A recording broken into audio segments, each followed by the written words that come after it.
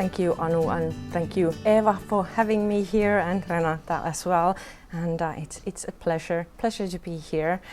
Well, I'm a doctoral researcher in archaeology at the University of Turku, and I study Catherine Jagiellon's possessions in contemporary documents. I wrote my master's thesis on Catherine's clothing, and in my doctoral thesis I will include everything that can be found in the source material. I am also an avid historical reenactor, which actually led me to explore Catherine's world. My extensive research and reconstruction work began in 2012 when I started to create historically accurate outfits based on Catherine's possessions as documented in the sources. But our main character here is Catherine. She was born in 1526 as the youngest daughter of Polish King Sigismund I, and in 1562 she married Duke John of Finland and moved to Turku Castle. And after some quite eventful years, she was also crowned Queen of Sweden, and she died in Stockholm after a period of illness in 1583. My research focuses on three key sources related to Catherine's possessions. The first is the inventory of dowry that was created at her marriage to John in Vilnius in 1562. The second, the inventory of possessions, was compiled a year later when the ducal couple was arrested and moved to Stockholm due to a conflict with King Eric of Sweden, Duke John's brother. And finally, the estate inventory was prepared in 1583 after Catherine's death. The inventory of dowry lists items Catherine brought to Turku Castle, including jewelry, clothing, and furnishings, among other things. And the inventory of possessions details the property confiscated from Catherine and John and transferred to Stockholm. And finally, the estate inventory records Catherine's valuables at the time of her passing. The term Oriental does not appear in the inventory of possessions and is used only in the inventory of dowry and the estate inventory. However, the inventory of possessions acknowledges items of Turkish origin, as does the inventory of dowry. In the 16th century, the Orient referred roughly to the Near and Middle East. The largest and most significant states were the Ottoman Empire, covering areas from the Persian Gulf to Algeria and Yemen to Hungary and Ukraine, and Persia or Iran. And to the east of Persia was also the Mughal Empire, covering mainly areas in India and Pakistan. The Ottoman Empire had diverse trade connections extending to the east and west. Its territory reached the borders of Poland, and the two neighboring states maintained stable relations, at least at the time we are talking about here. Ottoman goods were highly valued in Poland, and popular imports included fabrics, carpets, sashes, tents, horse equipment, and weapons. They were often acquired through trade and gifts, and occasionally through the plundering of merchants or as war booty. Imports were also ordered straight from the empire. For example, King Sigismund August, Catherine's brother, ordered over 100 pieces of Oriental textiles in 1553. This is one way Oriental items possibly reached even Catherine's coffers. Although fashions and items in Catherine's possessions are only rarely described as Oriental or Turkish, some can be concluded to originate from the East. Her wardrobe includes fashion styles spread to Poland from the Ottoman Empire, the sought-after fabrics and textiles already mentioned, and precious stones which were acquired only from the East at this time. The unique Polish fashion originated by the early 16th century. Western European fashions and strong Turkish and especially Hungarian influences developed into the Polish Renaissance fashion. According to contemporary sources, Turkish and Hungarian costumes, as well as Hungarian and Polish costumes, were very similar. Imported textiles and accessories were emblematic of the Polish upper class's dress. Upper class ladies wore gowns of showy Turkish and Persian silks and velvets and petticoats made of Turkish mohair.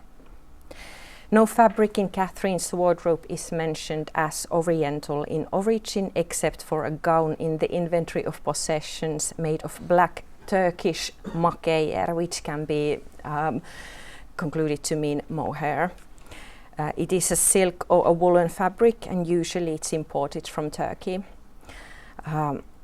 Another black makeyer gown was set with black velvet, and 3 petticoats were made of red makeyer. Two gowns were made of camlet, another woolen or wool and silk mix. It was made with camel hair and imported from Turkey. All makeyer and camlet garments appear only in the inventory of possessions, which could indicate that they belonged to Catherine's ladies in waiting rather than herself, or they were not valuable enough to be included in the list of her dowry. The finest Oriental luxury fabrics, however, were woven with gold and silver. At least 41 of Catherine's garments were made of different gold and silver fabrics. However, they are not explicitly described as Turkish or Oriental. They may have been imported from the East, but equally likely they were Western European production. Typical patterns in Oriental textiles, especially in the gold and silver fabrics, were large tulips, carnations and pomegranates. 11 of Catherine's garments, all made of metal threads, had a floral pattern. Also, one velvet gown is described as having a large pattern, which may indicate an Oriental design. Plain and patterned velvets were imported from Turkey and Persia, while many kinds were fabricated in Western Europe as well. 2 other types of silks mentioned in Catherine's wardrobe might also have Oriental origins. Some variants of atlas were made in Turkey and Persia, while they were also manufactured in large quantities in Western Europe. There were at least 27 atlas garments, which include Catherine's own and ones that can be interpreted as belonging to her ladies in waiting. Some were woven with gold, but no fabric patterns are mentioned. And finally, taffeta is a silk tabby made both in Western Europe and in Istanbul. Only one garment in the inventory of possessions and possibly another in the inventory of dowry is made of taffeta. However, roughly half of Catherine's loose gowns were lined with it. Both men and women wore loose gowns as the uppermost layer of their clothing. Skillfully tailored cassocks and kaftans of Eastern origin were popular in East Europe, especially in Poland, Hungary and Slovakia. They came in many different variations, and the fashions also spread to Western Europe, where, for example, Queen Elizabeth of England was known to own several so-called Polish coats. Catherine's wardrobe contained 27 loose gowns at most. The inventory of dowry mentions 3 types, all with Polish names and Oriental origins. The inventory of possessions does not separate the different styles. Catherine also had 14 fabric girdles, 12 of gold tissue and 2 of silver. It is possible that these were Ottoman sashes that had been imported to Poland at that time. Also, the inventory of dowry describes a couple of coifs as Hungarian.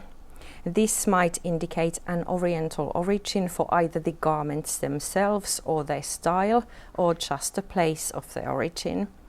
And there were also 3 gold taffeta coifs, all set with pearls. While pearls were used lavishly throughout Europe in the Middle Ages, they were especially popular in the Eastern Europe. Pearls were highly valuable because collecting them was dangerous and the harvest was always uncertain. The best quality pearls, according to contemporary goldsmiths, were acquired from the area of the Persian Gulf, where the Portuguese controlled the market at this time. This is probably where even Catherine's Oriental pearls came from. Pearls are the group where the term Oriental is attached to the most in Catherine's wardrobe. While pearls were set in almost everything regarding jewelry, clothing and accessories, Oriental pearls appear only in a few different types of jewelry, mainly necklaces and in some accessories, which is mainly headwear. Usually Catherine's Oriental pearls were described as large or round. Numerous pearls in a head wrap were large and amazing, and hanging pearls attached to the bottom of pendants were usually large and elongated, and there were even beautiful ones. One large and elongated hanging pearl found in all three documents is possibly pictured here in the portrait of Anna Maria Vasa, Catherine's granddaughter, in 1596. In addition to pearls, the necklace is set with diamonds and rubies, the most common combination of gemstones in Catherine's jewel cases. Diamonds were imported solely from India, only in the 18th century were they discovered in Brazil. Diamonds in Catherine's possessions are, at least based on the descriptions, never considered Oriental. This is possibly because no other supply was known and their origin was obvious to everyone. Another example of diamond jewelry in Catherine is Catherine's own monogram pendant depicting her initial C. It can be found in both documents from the 1560s, and Catherine is also shown wearing it in her portrait. It was recovered from her coffin in Uppsala Cathedral in the 19th century. On top of the diamond letter is a crown made of rubies. Rubies, another common gemstone in Catherine's jewelry, were imported from even further away than diamonds. They were from India, Sri Lanka and Burma. Another common red gemstone was a palace ruby or red spinel. They were brought from Afghanistan, situated in the vicinity of then Persia. The documents distinguish between palace and regular rubies.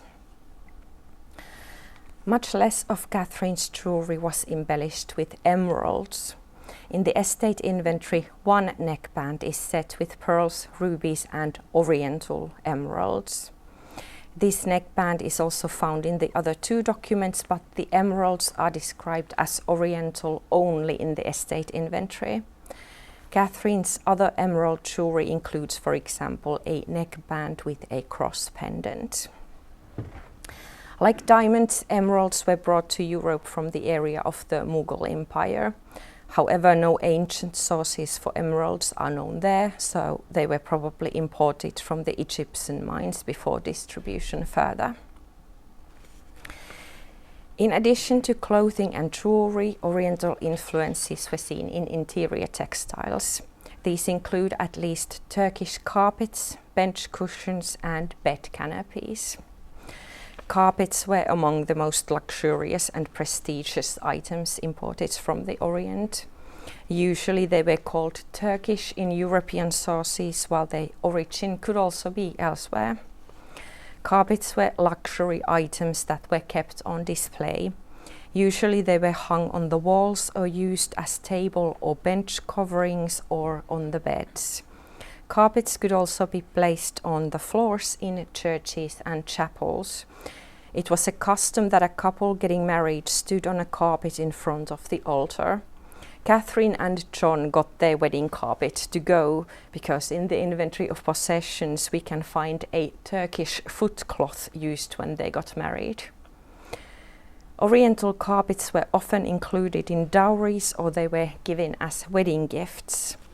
Belonging to Catherine's dowry, there were 32 yellow Turkish carpets. The usual color was red, but yellow ones are also known from Polish sources. Catherine was used to seeing these items. In Wawel Castle, Catherine's home in Krakow, the dining areas and the cathedral were decorated with them. Catherine's dowry carpets were possibly meant for similar purposes in Turku Castle, especially when one was meant to be used as a tablecloth and another to be placed in front of the altar. The others were probably meant to be hung on the walls. Catherine's dowry had also green bench cushions with black backgrounds. Even though their origin is not mentioned, they might have been of Oriental import as well. And finally, Catherine's finest bed furnishing was an 11-piece set made of red Turkish gold damask. It included a canopy, 6 curtains and 4 floor curtains. They were hung around a poster bed like in the picture and may have looked like these Turkish furnishing fabrics. There are still a lot of other items and artifacts in Catherine's possessions that possibly have their origins in the East. For example, a box full of spices was packed among the goods for the kitchen. Catherine also owned dozens of handkerchiefs, some of which may have come to her as a gift from the Ottoman Empire. Handkerchiefs and other small accessories were embroidered, possibly by Turkish embroideresses or using Oriental patterns. Gold and silver thread used for embroidering or plaiting decorations on textiles may have been imported from Turkey, and the list goes on. But this concludes my short introduction, and thank you for your attention.